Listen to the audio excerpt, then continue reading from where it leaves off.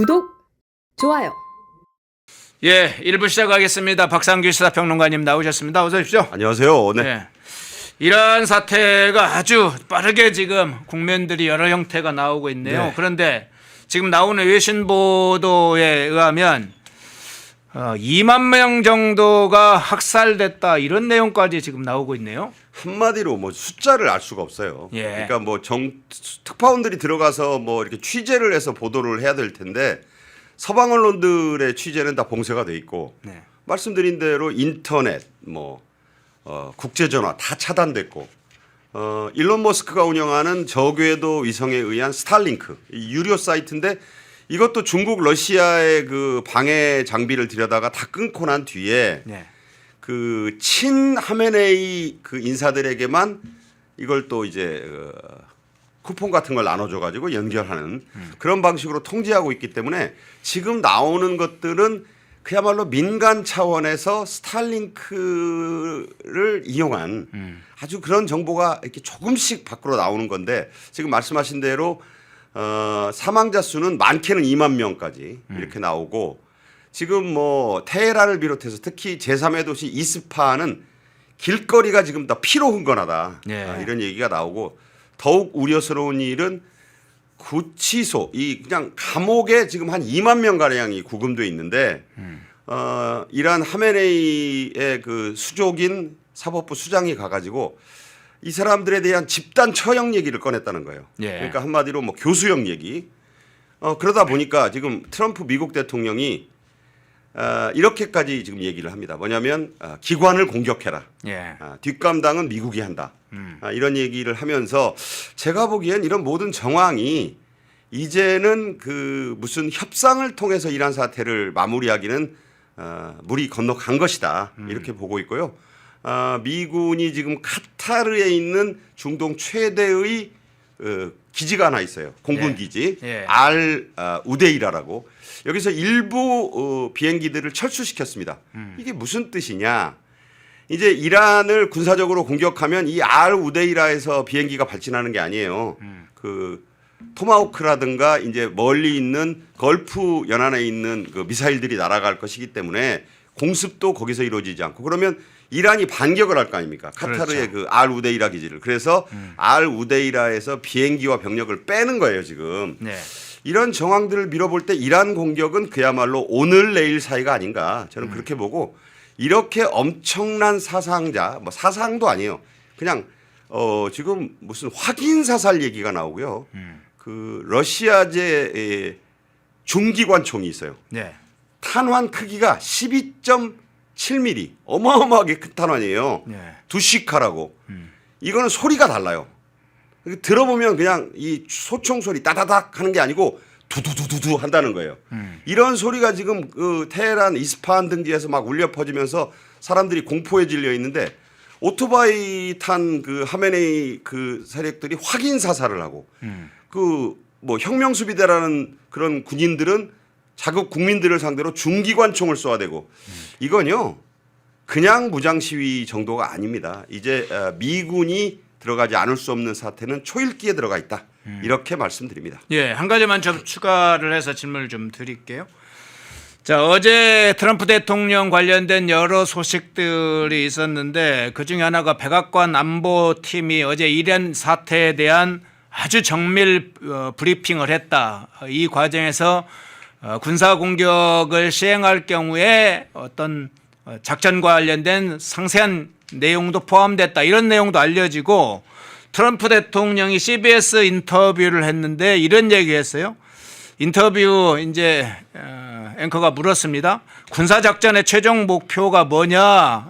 이러니까 이기는 것이다 그러면서 사례를 들었는데 마두로 대통령 마두로 체포하는 사례도 들고 솔레이마니 전 이란 혁명수비대 그 쿠드스군 이 사살했던 부분도 예로 들고 IS 수괴를 제거하는 작전을 언급하는 그런 장면이 인터뷰에 나왔다고 하는데 지금 트럼프 대통령이 외교 이야기도 하면서 구체적으로 군사작전을 이야기하면 구체적 사례를 이야기를 했다고 하거든요. 그러니까 이제 외교는 네. 가장 최근의 그 보도는 이겁니다. 네. 중동의 트럼프의 최측근 특사인 스티브 위트코프. 네. 이 사람이 아주 마쿠에서 완전히 그 실세로 움직이거든요. 가장 최근 보도는 1979년 이란 회교혁명으로 쫓겨났던 국왕 샤의 팔레비의 그 아들이죠, 장남. 네. 미국에 지금 삽니다. 네. 이 세자 전 세자를 이 위트코프 특사가 접촉했다. 자, 이 얘기는 뭐냐면 이란의 그 하메네이 정권을 축출한 뒤에 누굴 세울 것이냐에 대한 해답을 제시한 것이라고 봐요. 네.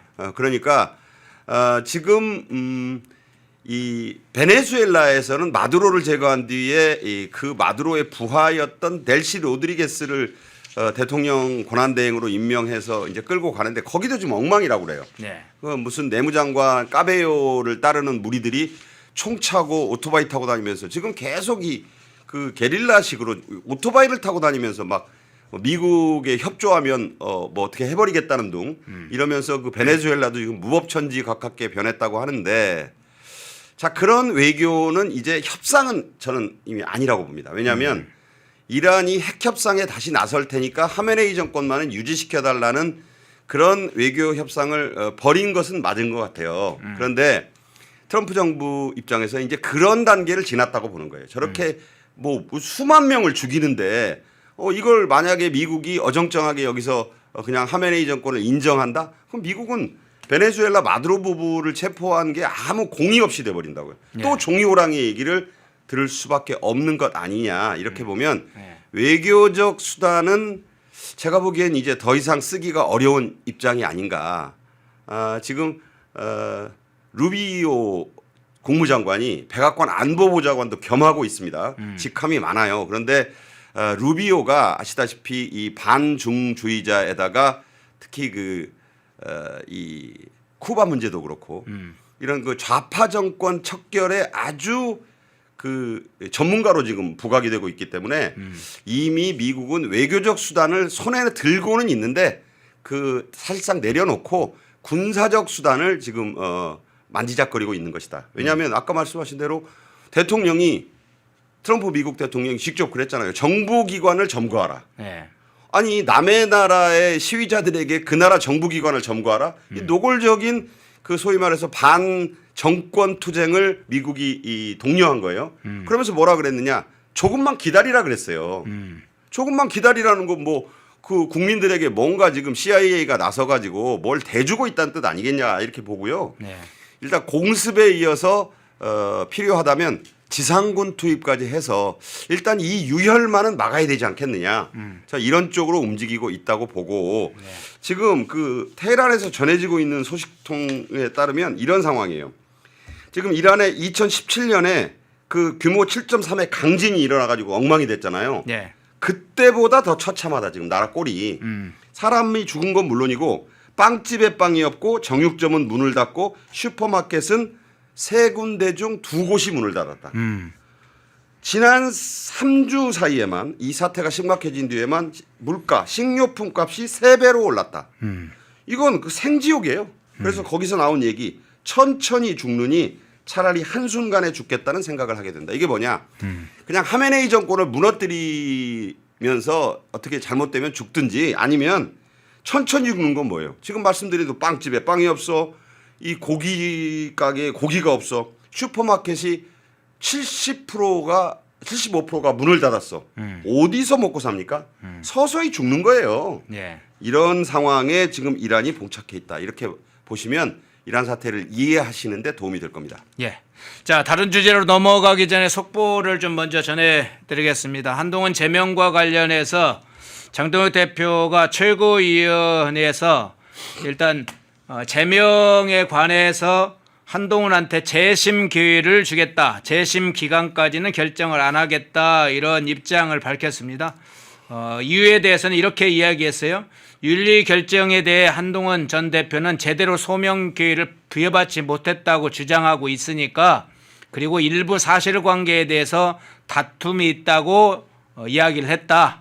그래서 윤리 결정이 사실관계에 부합한 제대로 된 결정이 나오려면 당사자가 직접 윤리에 출석해서 어떤 사실이 맞는 것이고 어떤 사실은 다른 것인지 충분히 밝힐 필요가 있다고 생각해서 윤리에 나와서 그러면 다시 소명할 기회를 주겠다, 재심할 수 있는 기회를 주겠다 이렇게 이야기를 하고 하면서 조금 기간을 윤리에서 최고에서 오늘 제명 결정하진 않고 윤리에 와서 소명을 해라 이렇게 기회를 한번 주겠다 이런 이야기를 했습니다. 아마 이제 장도혁 대표가 이 부분을 염두에 둔 것 같습니다.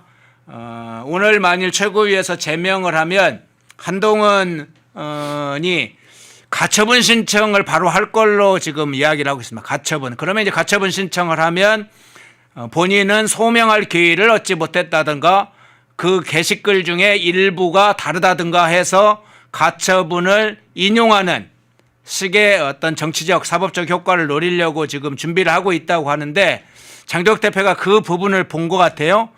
그러면 소명 기회와 관련해서 소명을 하고 어떤 부분에 있어서 사실관계에 있어서 한동훈이 얘기한 중에 사실과 다른 건 어떤 거고 사실에 부합하는지를 와서 제대로 이야기를 해라 라고 하는 것 같습니다. 그래서 가처분 처리에 대해서 인용될 수 있는 상황 이걸 사전에 염두에 두고 아마 그 장도혁 대표가 이번 최고위에서는 그러면 제명 의결을 바로 하지 않고 한동안 재심 기회를 부여하겠다 이렇게 가는 것 같습니다. 그 속보 좀 전해드리고요.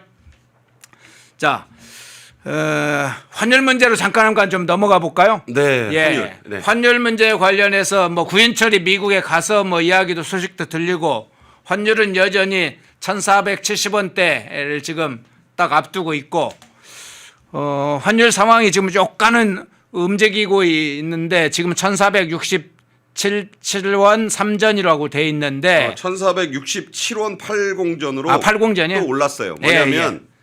그냥 전쟁이 환율에서도 지금 벌어지고 있어요. 무슨 네. 전쟁이냐. 이런 전쟁을 하면 안 되는데 국민연금 기금이 개입해서 이제 1% 가까이 또 환율을 끌어내렸습니다. 네. 이건 명백하게 이재명 정권이 또 개입을 한 거예요. 자, 어쩌자고 자꾸 한국은행 금고에서 달러를 빼서 이 실탄으로 지금 자꾸 환율을 내리는가. 환율은 내려야겠죠. 근데 환율은 내려야 되는데 이런 식으로 국민들의 노후 자금의 금고에 자꾸 손을 대기 시작하면 이게 이제 맛을 들여요. 예. 이 버릇되면 안 되잖아요. 그래서 끌어내렸는데 지금 그래서 1% 가까이 떨어졌던 환율이 지금 보니까 지금 다시 이 시간 현재 1,467원 60전으로 3.60원이 또 올랐어요. 그럼 0.25%가 또 반등했다는 건데 이거는 시장에서 서학개미와 기업들이 또 달러가 떨어지니까 또 살 기회다. 이래서 또 샀다는 뜻이에요. 네. 그러니까 이 얘기는 한마디로 지금 대한민국에서도 환율 전쟁이 벌어지는데 문제는 끌어내리는 건 이재명 정권이고 올리는 건 민간이라는 거예요. 민간과 어떤 그 정권의 어떻게 보면 이 대결이라고 보는 건데 이게 대결할 일입니까? 자연스럽게 환율이 내려가야 되는데 구윤철이 지금 그 스콧 베센트를 미국에서 만났어요. 네. 만났는데 SOS를 한다는 제가 그런 말씀을 드렸는데 말로는 환율 안정이 중요하다고 베센트가 한마디 해줬어요. 네. 그러니까 또 이걸 한국에서 또 그 딸랑이 언론들이 받아가지고 뭐라고 썼는가를 봤더니 이것은 미국이 한국의 환율 안정에 도움을 주겠다는 것을 밝힌 것이다라고 해석을 하고 있어요. 저는 그런 해석이라고 보지 않아요. 그거는 베센트가 무슨 그 미국 정부 차원에서 도와줄 수는 없으니 알아서 좀 잘 하라고. 환율은 당신네 나라 문제야. 자꾸 왜 미국 입장에서는 미국 시장에 주식 시장에 그 한국 개미들이 막 달러를 원화를 달러로 바꿔가지고 투자를 하는데 그 싫을 리가 있어요. 그냥 인정하면서 그런데 이 자본주의 국가의 증시와 환율은 시장의 움직임에 따라서 하는 거니까 뭐 우리가 뭐 인위적으로 또 나서고 여기까지 와서 뭐 나한테 얘기하는 것은 알겠는데 크게 도와주긴 어렵다. 이렇게 지금 말을 한 것으로 봐야 되거든요.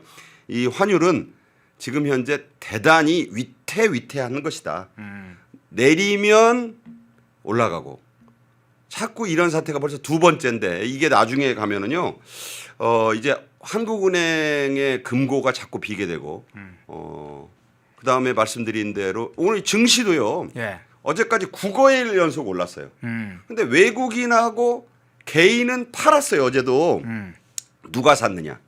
연기금하고 이 연기금이라는 것 중에 가장 중요한 게 국민연금입니다. 그리고 기관 투자가 이쪽에서 사가지고 어제 9거래일 연속 상승을 어떻게 보면 억지로 떠받친 거예요. 대단히 불안한 지금 장세다. 이렇게 말씀드릴 수 있습니다. 한 가지만 추가해서 지금 베센트 이야기를 스콧 베센트 재무장관 이야기를 해주셨는데 그 관련된 내용 중에 이런 이야기도 좀 있더군요. 스콧 베센트가 환율 문제를 이야기하면서 한국의 경제 사정까지 이야기를 하면서 그러니까 결국은 한국의 경제 사정을 볼 때 올해부터 지금 한 200억 달러 연간 내야 되는데 그거 이러저러한 이유로 200억 달러 안 주는 거 그건 안 된다. 이걸 사전에 선제적으로 차단하려고 하는 목적도 있지 않냐. 뭐 이런 이야기도 좀 있어요. 당연히 베센트는 미국의 재무부 장관이니까 네. 미국 금고를 지키는 게 가장 최대의 역할이고 본인의 임무입니다. 그러니까 베센트는 원론적인 얘기를 한 것이에요. 그렇다고 200억 달러씩 한국 이재명 정권이 내게 돼 있는 걸 깎아주거나 이걸 유예해 줄 수가 없다는 얘기를 한 거예요. 왜냐하면 스콧 베센트는 금고를 지키는 사람이지 한국에서 내게 돼 있는 그 200억 달러의 투자금은 소관 사항이 아니에요. 이걸 소관하는 곳이 누구냐? 상무부, 에너지부, 그리고 그 뒤에 국무부인 거예요. 돈 받을 사람이지 저 스콧 베센트는 미국 금고를 관리하는 사람이지 거기서 돈 꺼내주는 능력이 있는 사람은 아닌 것이다. 그걸 명확히 알아야 되고 구윤철이 이제 가서 그런 얘기를 해볼 수 있죠. G7 재무장관 회의 하러 이제 그 워싱턴 D.C.에 갔는데 외화 자금과장 그 위에 담당 차관보를 데리고 가서 그 환율 당국자들을 만나서 그 얘기를 했을 거예요. 근데 작년 11월에 경주에서 이재명하고 트럼프 대통령이 만나서 합의한 그 협상 내용에는 200억 달러를 내야 되는데 만약에 한국의 외환 시장이 불안정하면 좀 상호 협력할 수 있는 여지가 있다라는 그 정도의 조항이 있어요. 이거를 한국에서는 미뤄줄 수 있다라고 지금 해석하고 싶은 거고 네. 미국은 아니 뭘 미뤄 아직 1월 달 이제 뭐 중순도 안 지났는데 연말까지 200억 달러는 그건 내야지 지금 이런 입장이기 때문에 이 간극이 미국 입장에서 한국이 내야 되는 200억 달러입니다. 200억 달러. 이게 첫 해에 만약에 제대로 못 받으면 10년간 2천억 달러 수금하게 돼 있는데 수금하는 입장에서 첫 회부터 이게 삐끗거리면 좋아하겠어요?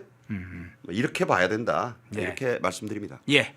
환율 문제는 중간중간 저희들이 중요하게 계속 체크를 해서 이 문제를 상황을 점검을 하도록 하겠습니다. 환율이 굉장히 중대한 상황이고 이재명 정권의 여러 가지가 함께 담겨 있는 문제이기 때문에 환율 문제 계속 살펴볼 거고요.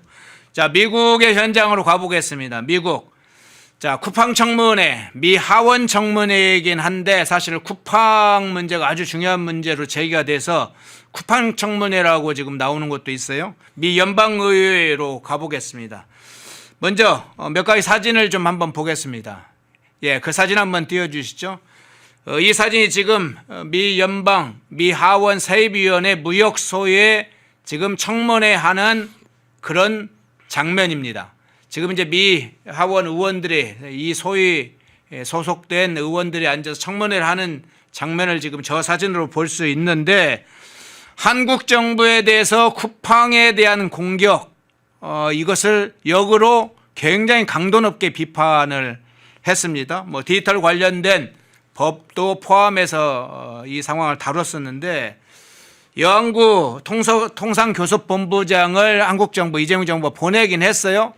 그런데 미국의 강경한 태도 아주 여전합니다. 저 청문회 장면 또 청문회 안팎의 장면 어떻게 보셨어요? 뭐 이제 여한구가 가서 여러 사람을 만나고 뭐 나름의 이제 저기 대응을 누군가 가야 되잖아요. 네. 그 쿠팡 관련해서 사실상 열리는 뭐 쿠팡 청문회가 열린다는데 안 가볼 수 없잖아요. 그래서 네. 차관급인 여한구가 워싱턴 D.C. 출장을 간 것이다. 처음에는 제가 저 자리에 여한구가 참석을 한 줄 알았는데 참석은 안 하고 주변에서 지금 뭐 보면 하원 공화당 소속 하원 의원도 만나고 나름대로 이제 주변에서 역할을 한 것 같은데 근데 뭐 쿠팡 청문회에 영향을 거의 못 준 것 같아요. 왜냐하면 여기서 나온 발언들을 보면 엄청난 발언들이 쏟아져 나왔어요. 그래서 뭐 그쪽에 있는 그 워싱턴 주재 한국 언론 특파원들이 그것도 뭐 다 보낸 건 아니고 몇몇 언론사에서 이제 이걸 내용을 자세히 보냈는데 공화당도 미국 민주당도 그 여기에는 뭐 따로 뭐 이게 편이 없어요. 이런 문제에 대해서는 지금 한 목소리를 냅니다. 그래서 무슨 얘기가 나왔느냐? 아까 그 여성 그 의원은 뭐라고 했냐? 정치적 마녀 사냥, political witch hunt란 말을 썼어요. 저 마녀 사냥이라는 게 뭐냐? 그럼 사냥을 당하는 사람이 쪽이 누구냐? 그게 쿠팡이라는 거예요. 마녀가 누굽니까? 마녀가 이재명 정권이라는 거잖아요. 더불어민주당하고 이런 표현이 등장했다. 그리고 정보통신망법을 콕 집었어요. 그걸 뭐라고 그 미국의 하원 저 소위 청문회에서 말했느냐? censorship bill, 검열법이라고 했어요. 외국 정부가 뭐 나름 의지를 가지고 통과시킨 법안을 정보통신망법 개정안을 검열법이다. 이렇게 단정한다는 것은 굉장히 어찌 보면 국민 입장에서 보면 굉장히 불쾌할 수도 있고 자존심 상하고 창피한 일이에요. 수전 델베네 의원은 워싱턴 주 하원 의원인데 워싱턴 DC하고 달라요. 워싱턴 주는 또 따로 있는 거예요. 근데 그 워싱턴 주 하원 의원은 뭐라 했냐? 쿠팡과 같은 처지에 있는 미국 기업들이 쿠팡이 한국에서 엄청나게 차별 대우를 받고 있다고 얘기를 하더라. 한마디로 이거 쿠팡 성토장이 된 건데 쿠팡을 때리는 게 아니고 쿠팡을 압박하고 쿠팡 수사를 하는 한국 그 이재명 정권을 지금 은근히 애들로 까기를 지금 한 것이다 이 자리에서. 그러면서 어떤 그 미국 정부가 두 사람의 리더에 대해서 미국 기업의 리더라는 표현을 썼어요. 리더에 대해서 굉장히 규제 당국이 정치적 마녀 사냥을 했다. 그 두 리더가 누구냐? 김범석 쿠팡 INC 이사회 의장하고 그 한국 국회 청문회에 불려 나왔던 그 하버드 법 로스쿨 출신 그 로저스 대표 있죠? 네. 로저스 대표 두 사람을 그렇게 지칭한 거예요. 그 사람들을 마녀 사냥했다. 자, 이런 얘기들이 나왔다는 것은 그러면 뭐 미국에서 그런 얘기 하든 말든 뭐 무슨 상관이야 이게 아니에요. 이렇게 되면 저 하원 세입위원회 무역 소위지만 이게 이제 연방하원 상원까지 가면서 미국은 자신들의 국익을 위해서 똘똘 뭉치는 감이 있잖아요. 그러면 이걸 법으로 만들어 가지고 트럼프 대통령에게 권유할 수 있죠. 뭘 압박을 할 수 있는 거예요. 뭐냐면 아니면 트럼프에게 무기를 줄 수 있죠. 의회도 초당적으로 지지한다. 그럼 무역법 보복 카드를 꺼내들 수 있습니다. 그래서 한국의 디지털 규제 쉽게 말해서 지금 이재명 정권이 노조들의 그 여러 가지 또 좌파들의 어떤 지지세를 등에 업고 지금 온라인 플랫폼법을 통과시키려고 하고 있잖아요. 사실상 뭐 지금 뭐 당장이라도 할 수 있습니다. 여기에 대해서 분명하게 쐐기를 지금 미국 하원에서 받고 나선 것이고 그 대상 중에 하나로 쿠팡을 직접적인 사례로 거론했다. 이거는 간단히 평가할 일은 아닙니다. 간단히 이게 별거 아니다. 뭐 저런 데까지 뉴스를 신경 쓰느냐 그렇지 않아요. 저게 이제 쓰나미를 몰고 올 것이다 이렇게 말씀드립니다. 예. 자, 미 하원 청문회 공화당 뭐 의원들만이 아니라 민주당, 공화당 모든 의원들이 공통적으로 이 문제에 대처하는 양상으로 가고 있습니다. 미 행정부를 넘어서 미 의회 차원에서 이 문제가 드디어 본격적으로 제기되기 시작을 했습니다. 중요한 장면을 살펴봤고요. 그런데 앞서 이제 헤럴드 로저스 쿠팡 임시대표 이야기를 해주셨는데 지난번 이제 한국에서 진행된 민주당 주도로 진행된 청문회 때 이 로저스 대표가 자체 조사 결과에 관련한 설명을 했었잖아요. 네. 그런데 그 후에 지금 경찰이 쿠팡 쪽으로부터 자료를 직접 받은 지가 3주가 지금 넘어가는데도 경찰에서 제대로 지금 이 관련해서 뭐 3천 건은 조금 더 되는 것 같다는 거 외에 뭔가 조사 결과를 제대로 못 내놓고 있어요. 어떻게 보세요? 경찰이 지금 무슨 자체 결정권이 있겠습니까? 저거 이재명 청와대하고 예. 더불어민주당 쪽에서 그러니까 이제 미국을 잘 아는 위성락 실장이라든가 안보실장이라든가 제가 보기엔 그 외교부 장관 조현 등이 네. 이거 간단히 그냥 쿠팡 때리면 안 된다라고 지금 계속 아마 이재명에게 얘기를 하고 그게 지금 경찰에게 내려갔다고 봐야 되는 거예요. 지금 쿠팡의 그 로저스 대표가 한국 국회에 나와서 막 그 질타를 받고 이러니까 당장 집어넣을 수 있는 사람으로 알고 있는데 그렇지 않아요. 미국 하원 의원들이 리더라고 그랬잖아요. 미국 기술 기업의 리더라고. 그리고 저 뒤에 있는 김범석 의장도 그 리더의 한 사람으로 보고 정치적 마녀 사냥을 중단하라 그랬어요. 그러면 이걸 무시할 수 있느냐? 그렇지 않다는 거예요. 저 사람은 그 로저스 대표는 당연히 미국 시민권자고 한국 대표 대행이었지만 지금 미국 가 있습니다. 잡을 명분이 없어요. 오라고 하면 또 올까? 안 와요. 그러면 지금 쿠팡을 때려 잡아가지고 무슨 어떻게 보면 수사 결과를 내놓는 거 물론 쿠팡이 무슨 조만간 무슨 쿠폰들 내놓고 하는 거에 대해서는 지금 비난받아 마땅할 소지가 있죠. 당연히. 네. 그 뭐 5천 원 실제로는 한 10,000원 되는데 나머지 뭐 3만 원은 알고 보면 명품이든지 무슨 또 관광 그 쿠폰으로 주는 거기 때문에 이거는 배보다 배꼽이 더 크다. 잘못한 건 잘못한 거예요. 또 수사도 물론 좀 제대로 해봐야 되는데 마구다지로 쿠팡을 무슨 한국 기업으로 알고 압박을 하게 되면은 더 큰 동티가 날 수 있는 거예요 지금. 이거를 잘 보고 가야 된다. 그러니까 이거에 대해서 이재명 정권이 지금 이 쿠팡을 둘러싸고 있는 것이 간단치 않은 미국의 조야의 실력자들이다. 자, 김범석 의장이요. 쿠팡 만들고 난 뒤에 4년 동안 쏟아부은 로비 자금이 우리 돈으로 159억 원이에요. 예. 달러로 바꿔도 엄청나잖아요. 더 되겠죠. 이번 사태 이전에 잡힌 통계가 그래요. 네. 그러면 그 돈에 고용된 그 로비 그 굵직한 인물만 29명. 장사미사가 아니에요. 뉴트 깅리치를 비롯해서 전 백악관 안보부 장관 뭐 그다음에 뭐 전현직 미국 상원 하원 의원들이 다 들어가 있다. 이거 엄청난 겁니다. 이 로비의 위력이라는 게. 지금 저 하원 의원들 아까 연방소위에 나와서 발언하는 사람들은 쿠팡 돈 안 받았을 것 같아요? 김범석의 로비 자금을 안 받았을 것 같아요? 제가 보기엔 그것이 한국에 나오면 김병기도 있고 지금 강선우도 있고 그거는 다 불법입니다. 근데 미국은 로비 자체가 합법인 나라예요. 로비를 잘하는 기업이 성공해요. 자, 그러면 우리가 로마 가면 로마법 따른다고 미국을 상대로 하는 미국의 기술 기업, 나스닥에 상장된 기업이잖아요. 그것을 우리가 지금 한국 기업 따르듯 해서는 안 된다는 거예요.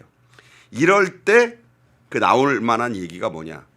나라를 다스리는 것은 작은 생선 굽듯이 해야 된다는 노자의 말이 생각납니다. 쿠팡을 막 갖다 둘러치고 매치고 패대기 친다고 되는 게 아니에요. 그러려다가 정말 감당하지 못할 피해가 온다. 제가 이런 얘기를 하니까 제 유튜브에서도 그런 얘기를 하니까 아니 당신은 무슨 미국 편을 그렇게 드느냐고 그러는데 전 미국 편을 드는 게 아니에요. 미국의 공세로부터 대한민국의 이익을 제대로 지키려면 뭘 알고 대응을 좀 하자. 이런 얘기를 하는 겁니다. 그냥 그 국회에 갖다 놓고 뭐 영어 못한다고 비판하고 뭐 그냥 쿠팡만 막 그 도마에 올려놓고 난도질 한다고 해서 이 사태가 한국 국민들에게 이익이 되는 방향으로 결정이 날 것이라고 생각하는 것 자체가 오산이다. 이 말씀을 드립니다. 예. 자, 미 하원 청문회 문제, 그 안에 이제 쿠팡 문제, 그리고 로저스 이 쿠팡 임시대표 관련된 문제 좀 짧게 다루겠습니다. 현안이 좀 많네요. 자, 원래는 이란 문제로 넘어가려고 그랬는데 다른 문제부터 좀 잠깐 다뤄보죠. 자, 이 정동영과 이성락 관련된 문제이면서 무인기 관련된 문제, 다른 몇 가지 문제들이 지금 혼합되어 있는 상황을 먼저 좀 다뤄보겠습니다. 네. 이 무인기 사건과 관련해서도 지금 어처구니 없는 일이 계속 반복되고 있는데 사건 북측의 발표에 따라서 한국이 움직이는 동향들이 계속 반복되고 있죠. 우리 군하고는 상관없다 국방부가 발표를 한 이후에 마치 민간 단체에서 한 것처럼 기정사실화했어요. 민간 단체에서 보냈는지 아니면 제3의 세력이 보냈는지 미군에서 보냈는지 중국 어선 중에 누가 보냈는지 그 북측에서 자작극인지 어떻게 합니까? 무인기로 언론에서부터 단정하고 정부가 하니까 그걸 싫어서 민간 단체가 한 것처럼 딱 상당히 단정해서 이야기하는 이 습관적인 이 일이 반복되고 있는데, 자, 정동영 통일부 장관이 이런 이야기 했습니다. 무인기 관련 조사 결과가 나오는 대로 그에 상응한 조치를 취하게 될 것이다. 이렇게 상당히 엄포를 놓았어요. 유성락 안보실장은 조금 결이 다른 얘기를 했습니다. 외교 안보 사안을 다룰 때는 차분하게 담담하고 이연하게 진중함과 격을 갖고 하겠다. 그러면서 조금 더 냉정해져라, 냉철해져라, 차분해져라 이렇게 그러면서 사실 파악이 우선이다 이런 입장을 밝혔는데 이 장면 어떻게 보셨어요? 한마디로 그 정동영의 이 북한 짝사랑. 네. 그 도대체 이 정동영이 하는 얘기를 들어보노라면 과연 대한민국의 통일부 장관 뭐 이름도 문제가 많잖아요. 어찌어찌 그냥 통일부로 남았지만 사실 뭐 남북 교류 협력부 장관 아니냐. 그러니까 지금도 무인기가 민간에서 날아갔다면 빨리 색출해서 이재명도 이미 지시를 했고 그 사실이 나오면 북한에다가 아이고 이렇게 우리가 빠른 시간에 잡아서 이 누가 보냈는지를 이렇게 알려드린다. 지금 이러려고 하는 거잖아요. 지금 이게. 네. 그러니까 저 사람의 머릿속에는 오로지 남북 대화를 성사시킨 그러한 그 장관으로 자기는 남고 싶은 거예요. 지금. 그거밖에 생각을 안 하는 것 같아요. 예? 저는 그렇게 봅니다. 그리고 네. 대통령이 그 명령을 해가지고 지금 뭐 색출 작업에 가까운 수사를 하고 있는데 한마디 말이 안 나오잖아요. 이게 나올 수 없다고요. 그 100만 원대로 누구나 만들 수 있고 무슨 일련 번호가 있습니까? 무슨 뭐 시리얼 번호를 갖고 경찰이 추적하려고 그래도 그거 가다 보면 무슨 어디 세운상가에서 샀네요. 이건 인터넷에서 샀네요. 그 추적이 안 되는 거예요. 중국산 짝퉁 제품이에요. 자, 이런 식의 무인기를 어디 소형차 뒤에다가 분해해가지고 싣고 가가지고 강화도 어디 놀러 갔다가 거기서 쓱 띄우면 잡을 재간이 없다고요. 동호회, 농업용, 측량용, 뭐 그런 거라고 지금 발표가 됐잖아요. 그러니까 네. 잡을 수 없는데 정동영이 자꾸 저렇게 빨리 결과가 나오는 대로 그에 상응한 조치를 취하게 될 것이다. 이렇게 얘기를 하니까 위성락 안보실장이 저도 참 이렇게 얘기하는 걸 오랜만에 들어봅니다. 외교 안보 사안을 다룰 때는 차분하고 담담하고 의연하고 진중하게 격을 갖고 해라. 이런 표현을 쓰는 거는 처음 봤어요. 이게 다 뒤집어서 말하면 정동영을 까는 거야. 차분하지 않다. 왜 장관식이나 돼가지고 담담하지 않으냐. 북한이라면 무조건 쫄거나 엎드리지 말고 의연하게 좀 하자. 네. 가볍게 굴지 말고 진중하게 하고 격을 좀 갖고 하겠다라는 거는 이 모든 것이 정동영과 자주파의 행태를 조목조목 비판하는 내용으로 말을 하고 있다. 저는 그렇게 봐요. 아니 같은 정권 안에서 사실 뭐 안보실장이라고 하면 통일부 장관보다 높습니다. 부총리급이에요. 청와대 3실장 중에 하나고. 외교 안보 문제는 다 위성락이 발표하잖아요. 네. 근데 정동영이 저렇게 무슨 못대가리 튀어나오듯이 자꾸 얘기를 하니까 이 위성락 실장도 지금 기분이 아주 나쁜 거 아니에요. 네. 군이나 정부 측에서 한 것은 없는 걸로 파악된다. 일단 이렇게 전제했지 않습니까? 위성락 실장이. 북한이 제기하니까 파악하는 건 아니고. 자, 이거는 정동영 보고 들으라는 소리예요. 뭐 김여정이가 문제 제기하니까 우리가 파악하는 거냐? 이건 아니다. 무인기를 민간에서 보내는 건 뭐 현행법 위반 소지가 아주 높다.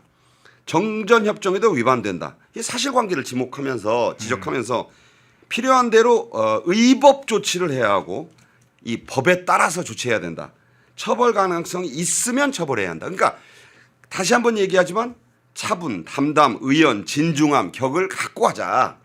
이렇게 북한이 뭐라 그런다고 하명법 그때 문재인 정부 때 대북전장 금지법 막 서둘러 통과시킨 건 김여정 하명법이라고 부르잖아요. 예. 이번에도 그러면 김여정 하명 수사를 하고 있는 것이냐? 아니다. 우리는 우리 나름으로 이게 정전협정 위반이기도 하고 군 당국에서 보낸 게 아니라는 거를 드러내 보이기 위해서라도 이렇게 차분하고 진중하고 담담하고 의연하게 가자. 격을 좀 갖고 가자. 북한이 김여정이 한마디 하니까 담화 전에 입장 내, 담화 후에 입장 내, 정동영은 수사 빨리 하라고 저렇게 어떻게 보면 경찰을 닥달하는 듯이 얘기해. 그렇게 하지 말라는 거예요. 펜앤마이크에서 추천하는 영상도 보고 가세요. 다른 영상도 즐기시려면 구독 버튼을 꼭 눌러주세요.